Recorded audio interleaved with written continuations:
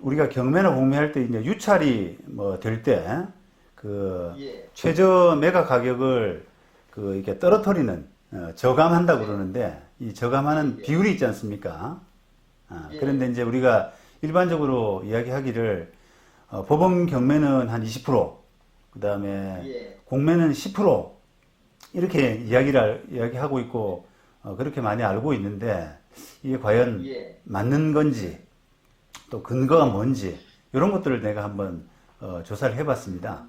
그래서 이게 일단 우리가 기본적으로 경매나 공매를 하는 이유가 어, 시세보다 싸게 살 수 있다라고 생각을 하기 때문에 그런 경매 공매를 통해서 부동산 취득을 하는 건데요.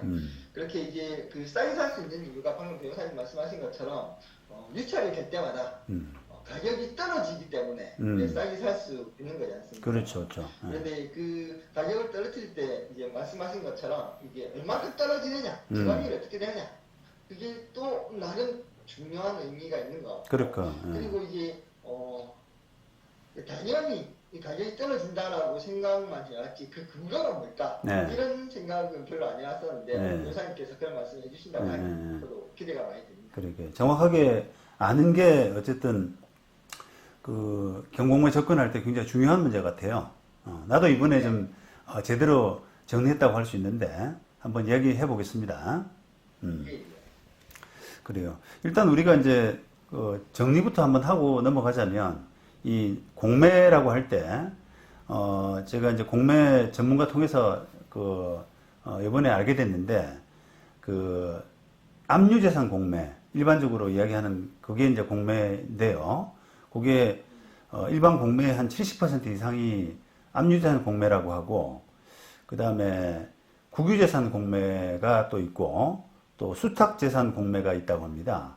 그런데 예, 우리가 지금 10% 떨어진다라고 하는 그런 우리가 공매에서 그 공매는 압류재산 공매만 이야기한다라고 하는 그 전제를 깔고 좀 이야기를 해보겠습니다. 압류재산이라는 게 쉽게 얘기하면 그런 거죠. 세금을 체납을 했을 때 체납자로부터 강제로 세금을 징수하기 위해서 그렇죠. 체납자 재산 처분하는 재산, 그게 이제 압류재산 말씀하신 거죠. 그렇죠. 네. 네, 좋아요. 자, 우선 그 법원 경매부터 좀 이야기를 해볼게요.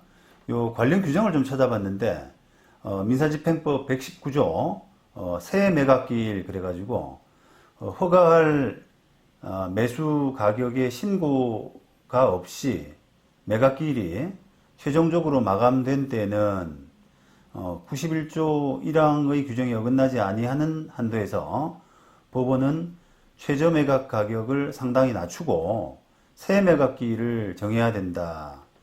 그 기일에 허가할 매수 가격의 신고가 없는 때도 또한 같다. 이렇게 했고요. 제가 이제 지금 궁금했던 부분은 보통 내가 알고 있기로는 한번 떨어질 때, 저감될 때 비율이 한 20% 정도로 알고 있어서 이게 무슨 근거가 있지 않을까. 우리가 보통 민사집행법의 하위 규정은 보통 민사집행법 시행령이나 아니면 민사집행 규칙을 이야기하는데 시행령이나 규칙에 있지 않을까라고 찾아봤는데 그게 없더라고요. 그래서 이게 지금 보시는 것처럼 요 조문이 이제 전부가 되고요. 그래서 이게 유찰되면은 최저 매각 가격을 떨어뜨린다, 저감한다라고 하는 근거 자체는 있지만 구체적인 수치는 관련 규정이 없었습니다. 노 대표는 혹시 그거 알고 있었어요, 이미? 저는 이제 그 경매 실무를 많이 하다 보니까 입찰 많이 하다 보니까 네.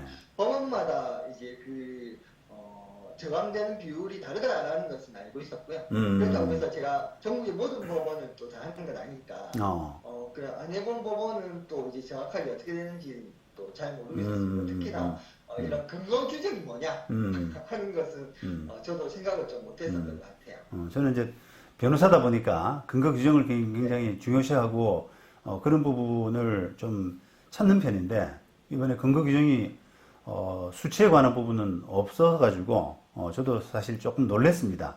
그러니까 결과적으로는 이게 얼마 떨어뜨릴 거냐라고 하는 부분은 그 집행 법원 재량에 맡겨져 있는 그런 경우더라고요. 자, 그래서 나는 사실은 일반적으로 대부분 법원에서 20%를 떨어뜨리는 게 일반적인 걸로 생각을 했었는데, 그게 아니라는 것을 이번에 알게 됐는데, 되게 놀랐어요. 노 대표가 한번 설명을 해볼래요? 예. 예전에는 이제 20% 떨어뜨리는 게 이제 일반적이긴 했는데요. 이게 법원 입장에서 또는 이제 채권자 청구자 입장에서도 마찬가지인 것 같은데, 한 번 떨어뜨릴 때 이제 좀 많이 떨어뜨려야 뭐 30%, 40% 이렇게 떨어뜨려야 법원에서 입찰 진행하는 횟수가 줄어들지 않겠습니까? 그렇죠. 그러면 거기에 따라서 또 경매 집행 비용들이 줄어들게 될 거니까, 그리고 그런 이제 비용적인 부분뿐만이 아니라 이제 법원의 이제 업무도 많이 줄어들게 되겠죠. 그래서 그런 차원에서 20% 이제 저감시키는 법원도 있지만 30% 또는 그 이상을 저감시키는 법원들도 있는 것 같습니다.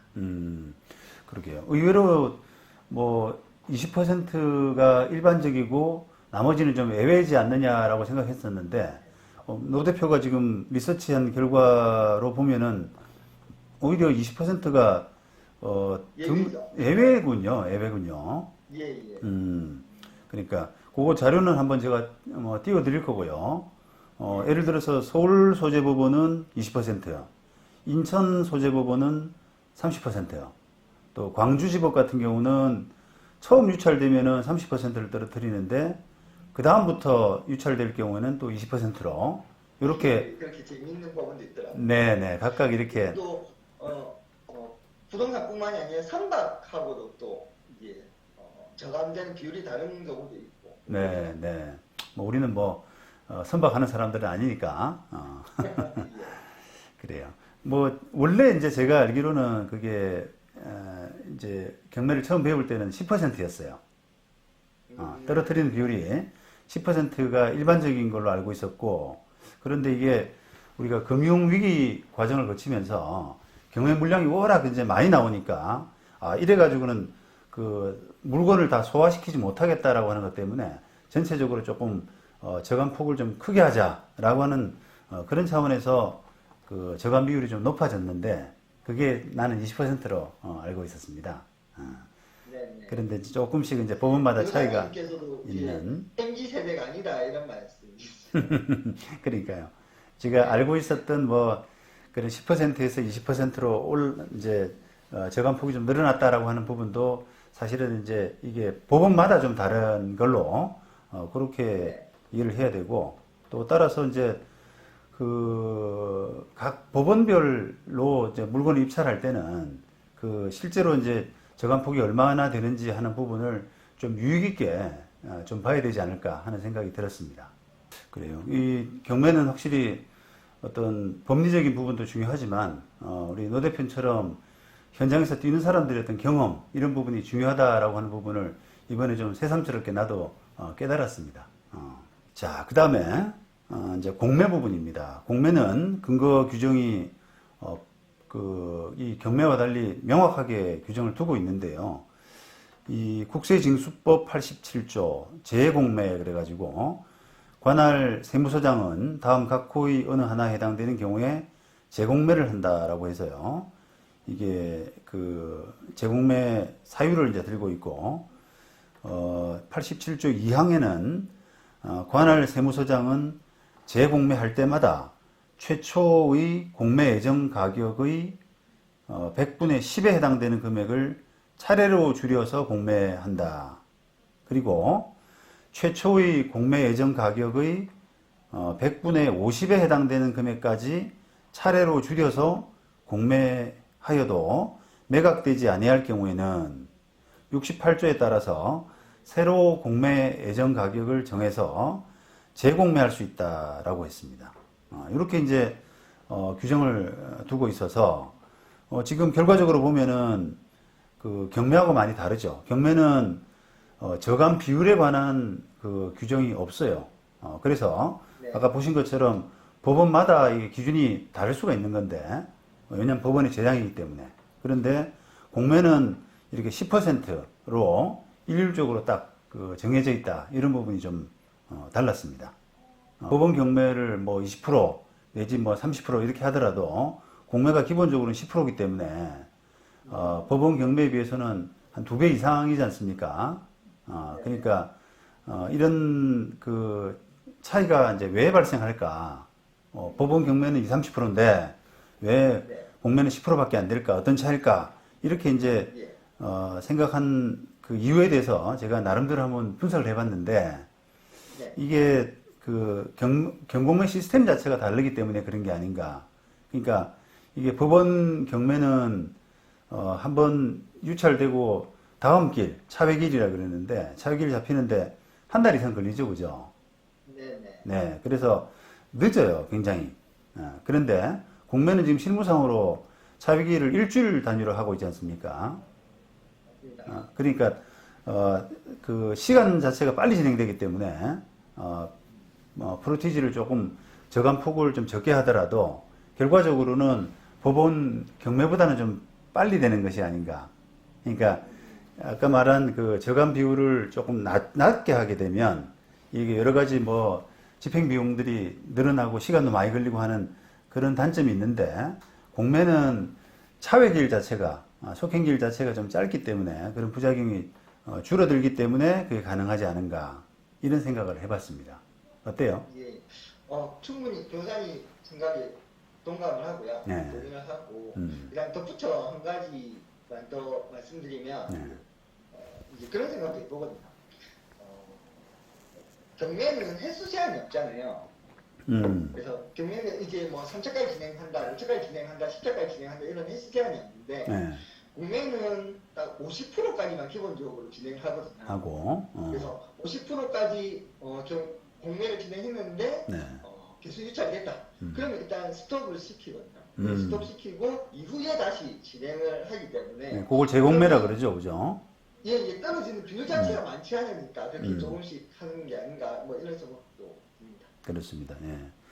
그리고 또 이런 그 시간이 이제 뭐 경매는 한 달 이상 차회기를 잡는데 공매는 일주일 단위 이렇게 되는 부분이 우리 지금 시스템상 법원 경매는 현장 입찰로만 하려고 있잖아요.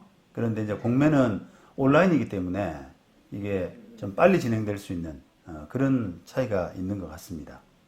예. 그러니까 빨리 이제 경매도 공매처럼 그 시스템이 좀 바뀌어야 되는 것이 아닌가 그런 부분 많이 느끼죠. 필요합니다. 실제로 이제 실무를 하는 사람 입장에서 네. 입찰하러 가는 사람 입장에서는 네. 이게 너무 불편한 거죠. 네. 부산에 살고 있는데 서울 물건 사려고 하면 서울까지 가야 되고 네. 제주도 물건 사려고 하면 제주도까지 또 비행기 타고 가야 되니까 네. 이런 것들이 너무 불편.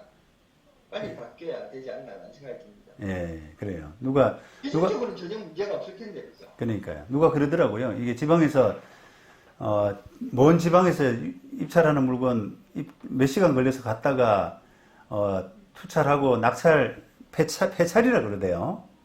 네네 떨어지는 거. 폐찰하고 돌아오게 되면은 남는 게 하나도 없다. 거기서 맛집 밥 먹고 온 거밖에 기억이 안 난다 이런 말을 하던데 예, 정말 허탈할 것 같아요. 맞아요. 예. 자, 그렇습니다. 이게 이제 아까 말 예전에는 경매처럼 그죠? 공매도 예전에는 경매처럼 이렇게 그 자산관리공사 그 건물에서 이렇게 입찰을 했었던 기억이 맞아요. 예. 그러니까 그게 공매는 일찌감치 시스템 전환을 했는데 아직 법원 경매는 여전히 뭐 때문인지 집행관 때문인지 아직 개선이 안 되고 있죠. 예. 자, 그리고 이제 우리가 재공매할 때 50%에도 매각되지 못하는 이런 경우에는 재공매로 가게 되는데 재공매할 때는 지금 실무상 저감 비율이 10%가 아니라 5%로 하고 있더라고요. 요거는 제가 그게 이제 50%부터 시작하니까 뭐 그 시작 금액이 10% 하면 5% 되지 않냐 그런 생각. 원래 시작했던 가격이 10%가 아니라 예. 반토막 났을 때 그 가격을 기준으로 10% 하니까 결과적으로 5%가 되는군요. 네. 예, 그래요. 맞습니다. 예, 그렇게 해서 이제, 그 진행되고 있고, 이게 또 하나 차이점이, 저도 이제 이게 많이 헷갈리던데, 법원 경매 같은 경우는, 만약에 20%라고 치면, 20% 떨어지는 부분들이, 최초 감정가의 20%씩 계속 떨어뜨리는 게 아니라, 직전 감정가액의 20%를 떨어뜨리는 그런 구조 아닙니까? 맞습니다. 그죠? 예. 그런 부분에서도 이게, 부분도 그런 부분에서도 공매하고 좀 차이가 나는 것이 아닌가. 네, 네. 그죠? 맞습니다. 예. 그래서 제가, 경매는 처음 시작 금액에서 계속 10%씩 떨어지잖아요. 그러니까요. 경매는 직전 금액에서 이제 직전 금액에서 20%씩 또는 30%씩 이렇게, 그래 되기 때문에 이게 저는 공매가 훨씬 더 감명할 것 같은 생각이 들더라고요.